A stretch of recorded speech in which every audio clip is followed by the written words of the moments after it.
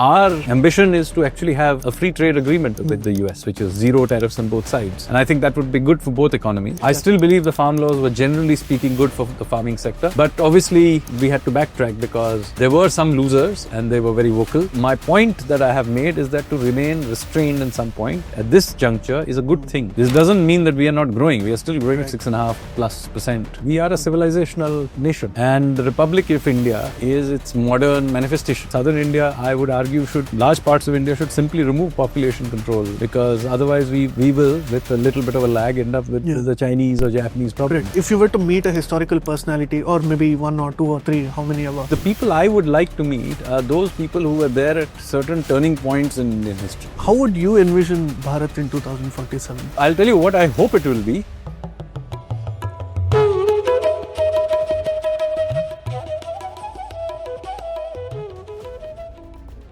Hello everyone, welcome back to Bharat Varta. My name is Sharan and today we are joined by a very special guest all the way in Delhi. He is a member of the Economic Advisory Council to the Prime Minister. He is a true polymath in a sense that he holds an expertise over several subjects. That's economics, geography, history, politics and several other subjects. He's an author of different books and today he's joined us after several requests and taking some time out of his busy schedule.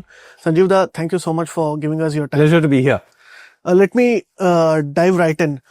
Now, Trump has announced tariffs and a lot of young people are also concerned about, how global uncertainties are going to be, how they can navigate themselves through this. A lot of people are dependent on the stock market for their investments, for example. So, how do you see this situation and what would your advice to young people be, say, sort of to navigate through all of this? So, first of all, the Trump tariffs was announced just a few hours ago. So, as a country, we will need to study this and see how we respond. But right off the bat, let me say that 2/3 of India's exports are services. Even of the ones that are, the goods exports on which we have tariffs. Significant bits like, for example, the pharmaceuticals have been left out. So, while there will be, of course, an impact on India, I would say the impact will be limited for the time being. Now, that's the first order impact. The second order impact, of course, the turbulence it causes globally will, of course, have important second order impact.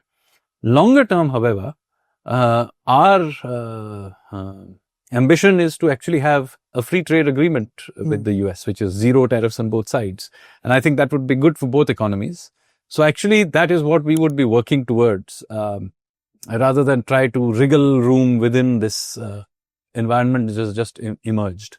I would argue that, ideally we would like to move into that free trade agreement. Now, longer term, the world will probably divide into two major supply chains. One will be a China-oriented one, and there will be one which is a US-oriented one. Of course, they'll trade with each other as well. And the likelihood, if we do end up with a free trade agreement with, say, the US, maybe the UK, the possibility of one with the European Union further down as well. The point of the matter is, we would aim for being part of at least one of these supply chains, likely the US-oriented one, and take advantage of that situation and build ourselves out into that supply chain. And obviously that will require fair amount of flexibility and thinking on our feet by our policymakers, which we are prepared to do. It will also require Indian industry to really step up, take advantage of the opportunities it will create, because we will have this huge big market. But it also means that there will be competition from foreign companies internally, which may not be there today. But then at some point, Indian industry will have to adjust to all of these situations. Trying to protect our current status quo may not be an option at all. And I think our best interests lie in being as adjustable and flexible as we can be. Right. When we look at, say, the US and the DOGE reforms and the pushback against bureaucracy that's happening, it inspires several classes in India to sort of aspire for such a situation where there is actually minimum government and maximum governance, so to speak. But what are the challenges that are somewhat different in India in your experience? Because you've been holding this position for a while now. Now you know the intricacies within the government. So we have been trying to do many government efficiency efforts here in India for some years now. Our way in which we have gone about it, our approach has been somewhat different. So if you look at the US, the Doge effort by Elon Musk has been basically blitzkrieg. Go and do a whole bunch of things, suddenly shock and awe and do it. And maybe it works in their system. I personally think that some of it will be genuinely good for the US in the long term in terms of getting rid of government wastages, etc. and so on. However, that approach also has its downside, which is that very often you may throw the baby out with the bathwater because you're doing too much too soon. It's not possible under those circumstances to go each line item and optimize. You may end up with a lot of legal cases being dropped on Doge and so on and so forth. And eventually, the unintended consequences plus legal cases, etc. There will be eventually a problem of sustaining this for too long. So as a initial shock and awe, get a lot of things done quickly. Maybe it's a good idea, but I think sustaining it is quite difficult. We in India have gone for what I think is a more slower approach. So we will be maybe accused of being gradualist, but we have gone about this one process at a time, one institution at a time. Now it takes a long time doing this. I will admit, and I'm sure that there is a case to be made for speeding this up now that we've gained some experience. But the way we have done it is much more careful. So we have indeed shut down several outdated institutions in the government. We have eased up lots of processes in the system. Of course, when you're doing it so slowly, it means that while you're doing it somewhere else in the system, something else has become less efficient as well. So it's the net gain in the system is not always that large. You can argue if you're this slow, but we have, on the other hand, avoided having large number of cases. I mean, I've done many process reforms. So far, at least, I don't have, huge amount of litigation. Is it about taking everyone along? Because it's partly about taking people along, partly also about having, crossed the T's and dotted the I's.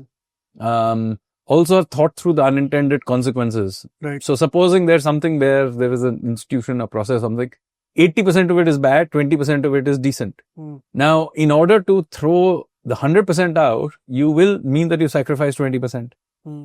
It is possible when you do it slowly to take that 20% out and account for it in some fashion. It is not possible in the Doge blitzkrieg approach. So ours is attrition warfare. Okay. So attrition warfare does mean that you keep at it over time. And of course, as I said, you keep getting accused of being slow. The cost of putting you on a spot, like, let me ask you this. Do you think that, that acceptability of reforms that we look at in India, for instance, we are trying too hard to convince people that this is... Sometimes that is true. For example, with the farm laws. Exactly. I still believe the farm laws were generally speaking good for the farming sector. But obviously, we had to backtrack because there were some losers and they were very vocal. And the vast majority of the winners, they remained quiet. So yes, sometimes you have to backtrack as a result of this. But on the other hand, that is one case where you can see what happens when, you try to do something somewhat more drastic. And you will end up with huge amount of opposition to it and derail the thing. So it's not that this government doesn't do drastic reforms when necessary. So we have done a lot of structural reforms. I mean, whether it's the introduction of GST or, the cleaning up of the banks and so on. So there fairly radical things have been done by this government. But the general momentum is carried on by these smaller process reforms which don't come into the front page. And most of these are efficiency gain things which Doge is trying to do. Doge is basically a government efficiency effort. So we do government efficiency effort all the time. Right. And I have extensively given talks about this as well. But do you think it came late for the US, especially because, people in the field of geopolitics argue that, the empire is on the decline, and which is why... No, you can't. You see, history is not some linear thing with nice curves. there's no doubt that President Trump is disrupting the existing system. If the existing system had perpetuated itself, there's no doubt that the US was in clear decline. And there is no doubt that something had to be done about it. Yeah. Now, whether this particular set of things that they have done will lead to good outcomes, one can debate that, and that you'll only know over time. Don't you think in the Indian context, at least, we could have taken better use of many opportunities, especially in a post-pandemic situation, say when the global economy was recovering. You saw that many Southeast Asian countries sort of recovered very quickly, and they've so did we. As it happens to be, our growth accelerated as well, very dramatically. In fact, we grew much faster than them. Is because in one of your interviews, you stated that it's not often a very bad move for us to sort of hold back, sit down and wait for the right opportunity to come now. No. You have misunderstood my point. My point is, you obviously have to recover fast, which we did. We recovered far faster than the Southeast Asian economies, as it happens to be. Our growth was much higher. Right. But that does not mean you have to go for a maximalist growth, the fastest possible growth rate. Because if you are growing fast, it also means your imports are growing fast. Right, by definition. Right, your energy needs go up.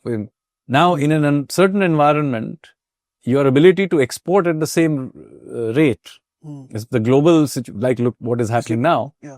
The global situation is uncertain. If you press the accelerator on a bumpy road, you will get thrown around and maybe your car will crash. That is the situation we are in, and that is the point we have made throughout. That look, we are now growing it. We grew for a little while over 7%. Now we are growing at 6.5% to 7%. Right. Can we grow a little bit faster?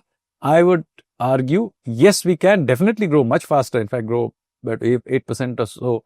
At some point, we need to grow at those kind of 8-9% growth rates.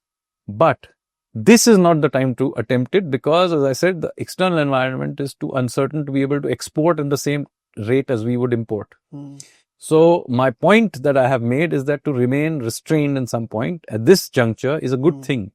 This doesn't mean that we are not growing. We are still growing at 6.5+% growth rate, which is a pretty decent growth rate. But I am against this idea of trying to have a maximalist growth rate. In fact, as I said, even with this, we are growing faster than those Southeast Asian countries. We live in an era where, NCR is expanding. Mumbai has now 2 different cities in its neighborhood. Bengaluru is expanding. Chennai is catching up. But at the same time, you see many paradoxes in India, right? Especially when it comes to economics and even politics to a certain degree. You've been very passionate because you come from West Bengal, and we know that Calcutta was at the center of economic growth even during the empire. And it's very unfortunate that such a big potential economic center has not been tapped into. So how do you sort of pull together other states and territories that are left behind? So one important thing here, and there are several dimensions to that question. Yeah. So one is the creative destruction and evolution issue. One is the geographical disparity issue. They're connected, and I will tell you. First important thing is, look, when growth happens, you will get urbanization, you will get creative destruction of various kinds that will happen because the act of growth is driven by agglomeration, economies of agglomeration. Yeah. So cities will grow.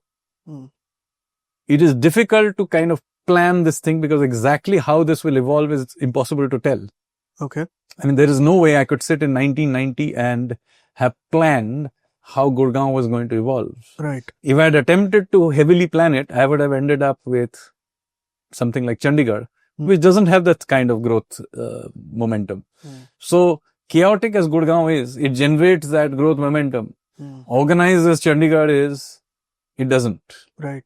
So you have to be very, very careful that this is not about the ability to predict what is going to happen into the future, but creating the circumstances where uncertain things allow for creative destruction, which goes back to your very first question about what young people can do. And I'm trying to tell people, the most important thing in young people is to remain flexible, be willing to work hard and take their risks.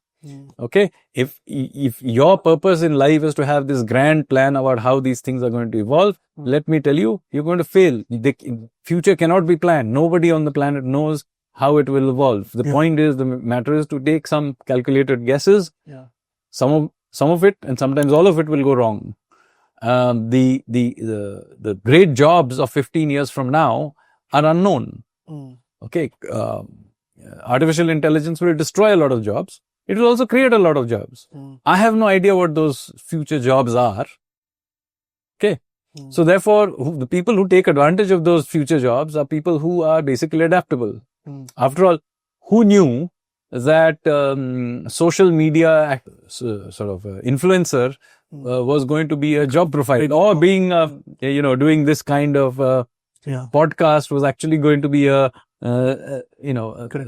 activity that would be done by many people and be so popular and so on. In fact, there are now people who do podcasts who have followerships bigger than major TV channels. They're making a lot of money. Yeah, raking in a lot of money, but nobody would have thought that that was going to be a career. Right.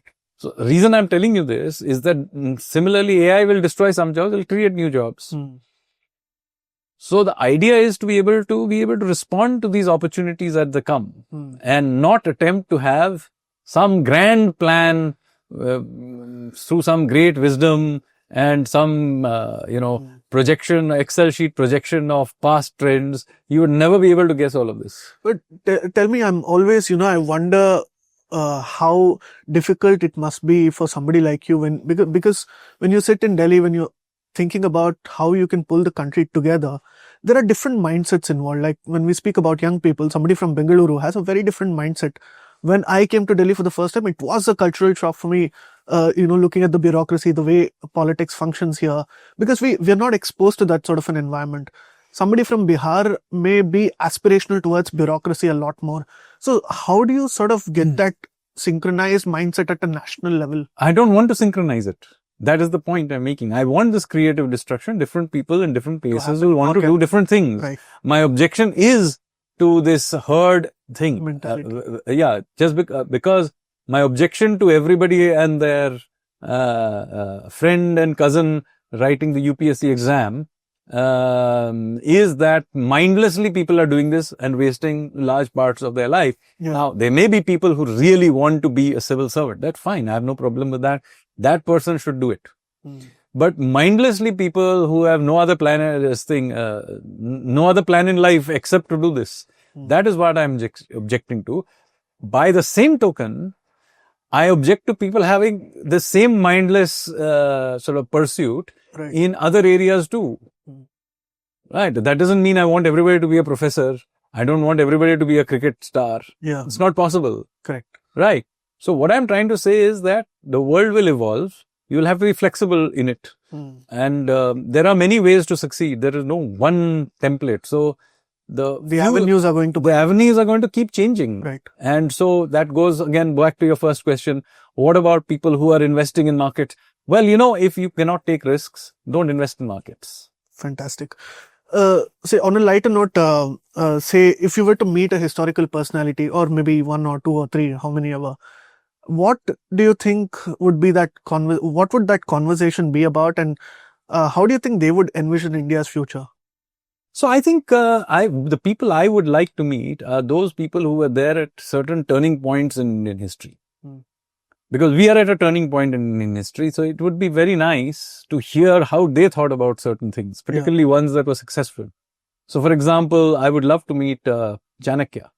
I mean, he was there at a turning point in history, a major character in that who caused that turning point by virtue of being one of the co-founders of our first great empire, the Mauryan Empire. Yes. So I would love to meet Chanakya. I would love to meet somebody like founders of the Vijayanagar Empire, Hakka and Bakka, the brothers. I would like to meet Shivaji, again, another turning point in history, and again, a participant in that. What was he thinking? Why did he, enormous risks. Remember, these people are taking enormous risks when they are doing whatever they are doing. So these are the kinds of Samudragupta, his father sets up a small kingdom, but he is there at a time where India is under tremendous pressure from these foreign invaders who have taken over, northwestern India. Right. And he then kind of sets up an empire to kind of take on this threat and so on. So at various points in time, turning points, there have had very interesting characters who have come. So this I talked about political characters. Similarly, there are cultural characters who have been at turning points in history. You say Swami Vivekanand, and so on. So, there are many in other fields also there will be. So the people I like meeting are the people who participated or maybe even triggered turning points, major turning points, whether it is political, civilizational, economic turning points. How would you envision Bharat in 2047? Well, I'll tell you what I hope it will be. As I said, I believe in uncertainty. So it's not a prediction. Sure. It's what I would like it to be. I would certainly want that Bharat is able to reclaim its rightful place in the world. We will at that time still be the world's largest population. And I think we should have our rightful place of whatever our share of population is. We should have that share in the world GDP. Should be our share in terms of our weight in global affairs. So we should at least punch at our own weight. Right. And that is what I hope will be. So it will hopefully be a reasonably developed country as an economy. It will, have, there will be not just economic, but cultural, social, regeneration will have happened. And in some ways, the 800 years of decline that we have had in our place in the world, it's not a straight line, but even if you allow for a few bumps, it's by and large, till the 1990, our share of the world economy kept declining with some ups and downs, but by and large, it was a pretty straight line down. I would say that has now in the last few decades, it has gone up, but it's just bouncing off the bottom. So, we need to go to a level where we have our real position in the world. Right. And the concept of boundaries, right? When we think about India's history, perhaps this is one moment in the last 2000 years history where India is actually, sort of reviving its glory, its heritage, its economy is becoming stronger. Not in 2000 years. I would say in the last 800 odd years. Yes. No, but at the grand scale, in the grand scale as well, I think the first millennia of the how do you see the era, we were doing quite well. We had some great empires like the Guptas, the Cholas, and others. Yeah, no, it was a general observation. My question was that when you look at the developments in the neighborhood and generally that, do you feel that we are slowly somehow departing from a Westphalian system where, say, boundaries and borders are... No, so this thing is always, see, the Westphalian system and it's in its pure form existed for a relatively short period and there were many exceptions and exemptions to it. So this, the Westphalian nation state itself, in the form that, you have in the textbooks may not have actually existed, for long periods of time. But what we are is not a Westphalian type of state. We are a civilizational nation. And the Republic of India is its modern manifestation. Right. This does not mean that there are no other countries in the world which don't have a civilizational nation idea. I mean, the Chinese have a civilizational state concept. The Japanese have it. The Iranians have it. And so on and so forth. So there are other countries which also have this idea. The European Union is an attempt to weld together a civilizational state of a sort, past the Westphalian state by combining together Westphalian states. So there are many such experiments in the world. Israel is an idea of a civilization nation that has been recreated. Is there one of the reasons why you say that, like in geopolitics, we are always continentalists in nature, right? Because we are talking about Vande Bharats and having a lot of airports, civil aviation. But this continental view has nothing to do with our nation state view, because our civilizational nationhood has historically not been land-based. Yeah. If anything, we were always a very highly maritime oriented civilization. Which is why I was curious to know about your experiments and why you believe that, India is yet to explore that sector a lot more. Well, there may be many reasons for this, but if we take a proper history tour of our country, we will see that, some of our most important moments in history are entirely maritime. I mean, if you look along our coast alone, you see whether it's Konark or Somnath or Mahabalipuram, all of these are ports of importance. And then we've always had ports. Our civilization has spread long distances, mostly through the maritime route, whether through Southeast Asia or as far as Korea and China and Japan and so on. It's always by the sea. And even westward, there's enormous evidence of Indian influence during the Roman period, in the Persian Gulf and so on. So we have always had a outward maritime orientation. And depending on which point in history you're dealing with, you will have a different view of what our civilization footprint is. So, for example, if you take ancient texts, it's quite interesting who is called a mleccha. Mleccha is the Indian word for barbarian, i.e. those who are outside of our civilization. Of course, sometimes they used to use it against each other as well, as an insult, but I'm not getting into that.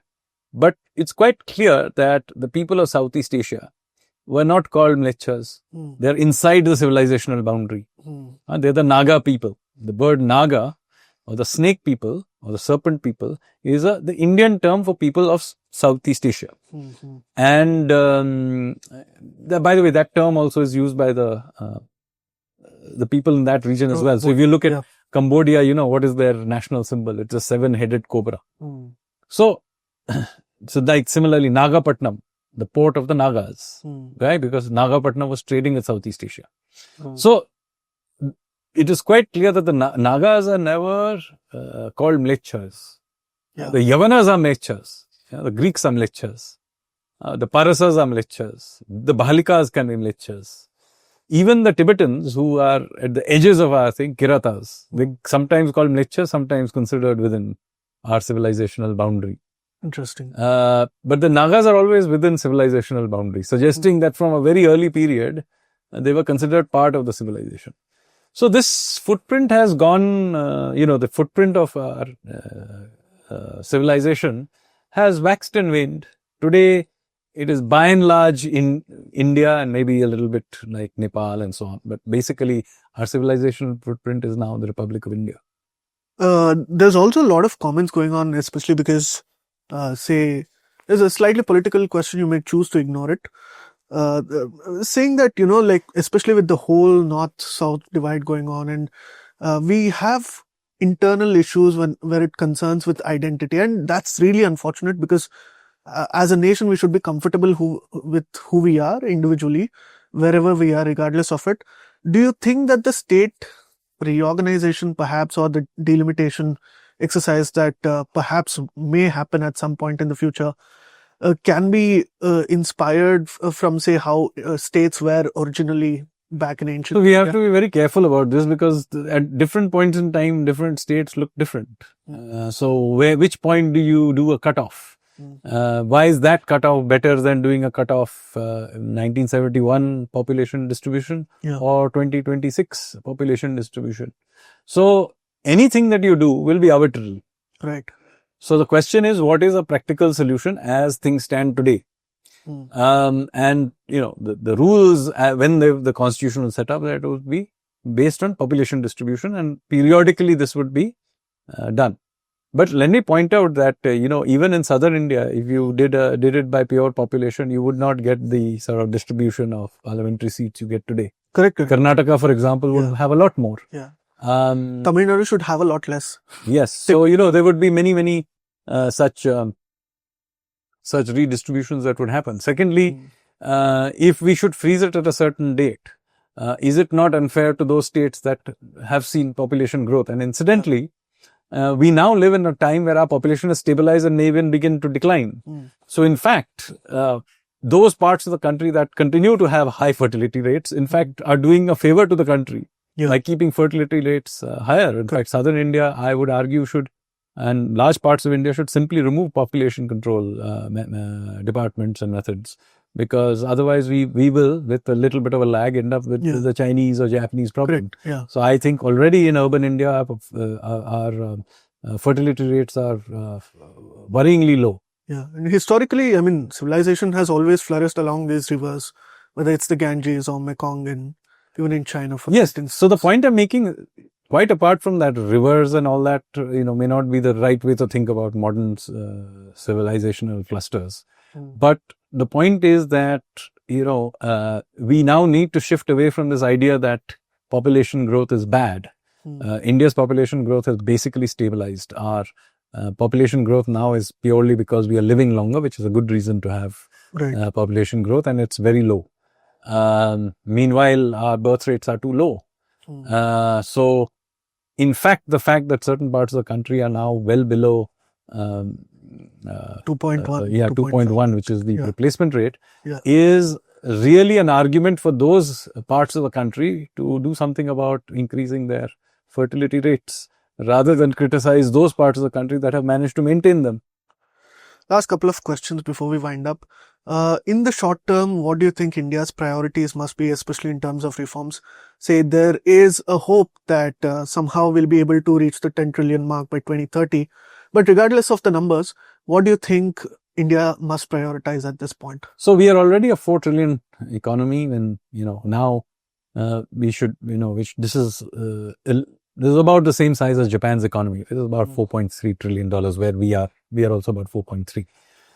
In about 18 months or so, we will go past Germany, to be, which is at 4.6, so to become the world's third largest economy. From there, we have a long way to go, because the US and China are, level bigger than us. But still, I think it's reasonable to expect that we will be growing faster than them. So we will be doing very well in terms of growth. But can we do better? Absolutely. And in fact, after this current period of trade turbulence is over, hopefully we'll get a clear patch where we can grow much, much faster. There has to be some point in our history we are growing at 8-9%. Yeah. We can't wait till that turns up, and then we have to create the conditions for it. And that requires many key ingredients. So we need, for example, a private sector, for example, that is willing to go out and take risks. Unfortunately, India's private sector is mostly comfortable to live behind protected tariff walls. They do neither invest in large scale upgradation of capacity or in R&D. Many of them are quite reluctant to go out there and capture international markets, unlike what Chinese or at their height the Japanese used to do. So I think we need to see some more fire in the bellies of Indian industry in terms of. So how do you think we can increase that risk bearing? So one of the things is to increase the creative destruction internally.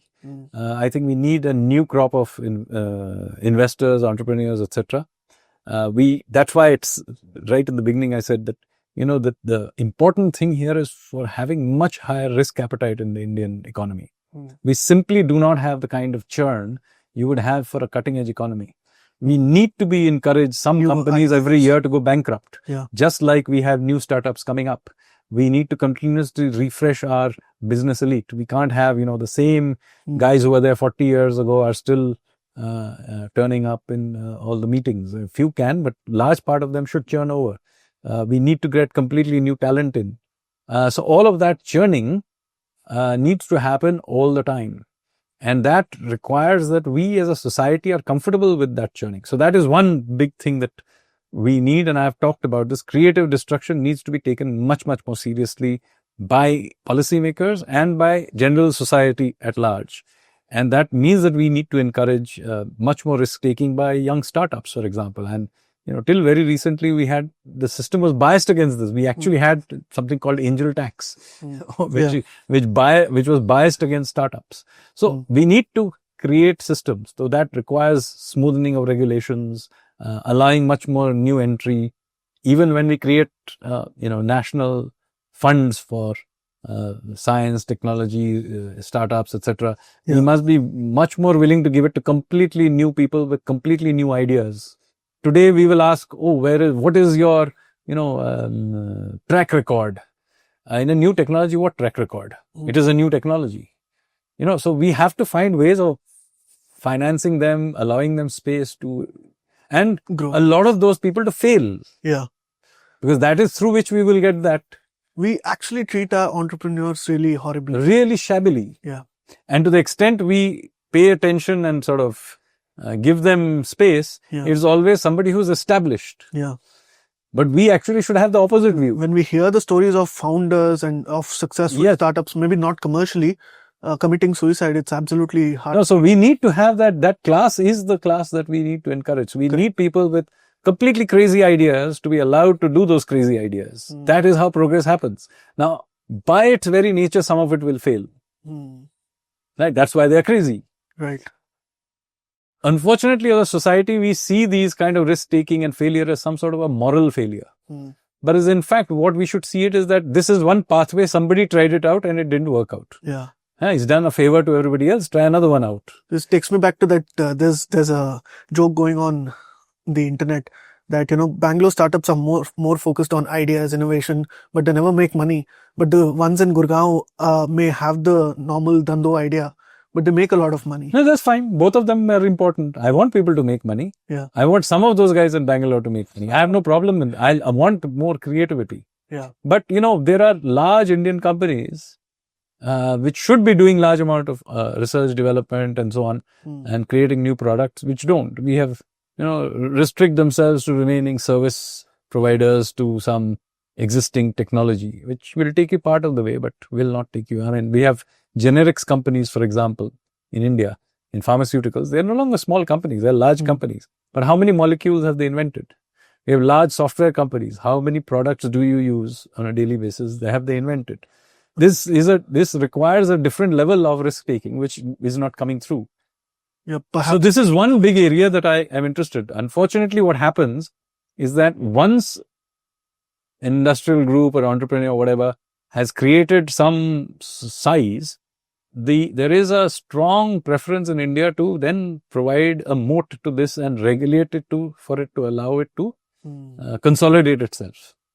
Now that leads to laziness in a sense. Within a generation, and certainly by the third generation, you then create inheritors who are not risk takers. Instead, they're more interested in going to Dubai and setting up a family office and living an easy life, and not being on the shop floor. So you need to be willing to create more spaces for new entrepreneurs. Otherwise, you see the entrepreneurial class will be mostly fighting their cousins about their art collections, or lecturing other people on some CSR project or something, not actually doing the hard risk taking on the floor, on the ground. Any concluding thoughts? Yes, I mean, I think the point I tried to make through the course of this thing was we need to be comfortable with a churning, uncertain world. This is a particularly uncertain time, but let's say that periodically there will be uncertain times. Today, this is uncertain time. A few years ago, there was COVID. Yeah. When I was in college, there was Soviet Union collapsed, and India itself had a 1991 moment, both a crisis and then an opening up. So at every point in time, periodically you will go through this. This is the nature of life. And sometimes it will be a technological shock. Sometimes it will be a pandemic. Sometimes it will be technology. Sometimes there will be a war. World will be going through this. And you will also get periods of stability, except you can't predict when they will be.